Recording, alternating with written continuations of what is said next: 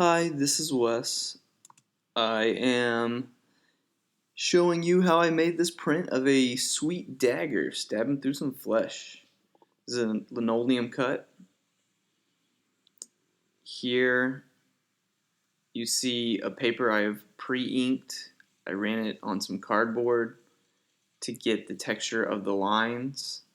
And then what I did on top of that was I took some tin foil, I crumpled it up, I inked that up, and that's what I'm doing here is running that through the press on top of it to add even more texture, more color, make it a little more dynamic, a little more engaging. I ran it through the press twice because I want to make sure that that ink adheres. If the pressure's not good, then it's not gonna work. As you see here, I got some cool textures. I got some nice lines, some coarse work in there. Um, I like how it came out. This is my linoleum. It took about 4 hours to cut it, and I like how it came out. I'm really happy with it. It's got that really traditional tattoo vibe to it. Got the blood drops going on. Took my time, make sure the paper lines up pretty nicely. It's a bit harder to do because I'm using one hand to record in here. On top of it, I put some filler paper to get any excess ink. I also put some of the filler paper underneath it. What that does is it catches any ink that might come out so it doesn't get on the pressed bed. Because if it gets on the pressed bed, it's going to get on any other projects I do, which will suck because I don't want to have ink that I don't want on there. Might mess up my pictures, and I don't want that.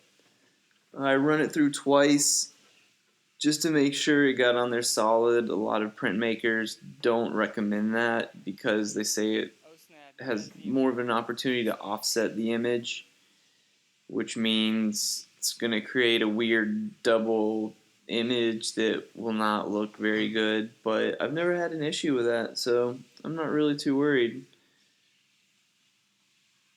I made sure the pressure was good. I got a really cool embossment on it. You can see that on the back of the paper, the lines that go through. And it came out nice except for that handle there. The handle fell out, so what I had to do was go back and just hand press it, and I was off a little bit, but I still am happy with how it came out. Here we have my peer Brooke doing a woodblock print. What she did was she already pre-registered everything, measured all the borders out, inked up a sheet of paper, put it on the register. She's adjusting the levels of the press bed right here to make sure that she gets a nice solid print so that it sticks and it looks good, solid, nice and inked up. She ran it through a couple times, had to adjust the pressure a couple times to make sure that it would in fact sit right, which as you see it just now is sitting right. She took it off.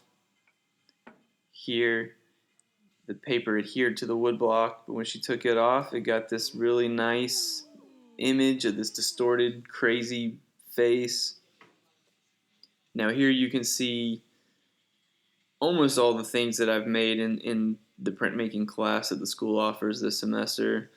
I've had a lot of fun with it. You make a lot of really cool stuff, and you can cut out 2 or 3 images and just run it over and over and over again. Experiment, inking it up different ways, doing chinkole on it, just having fun experimenting, and get a lot of really cool stuff out of it.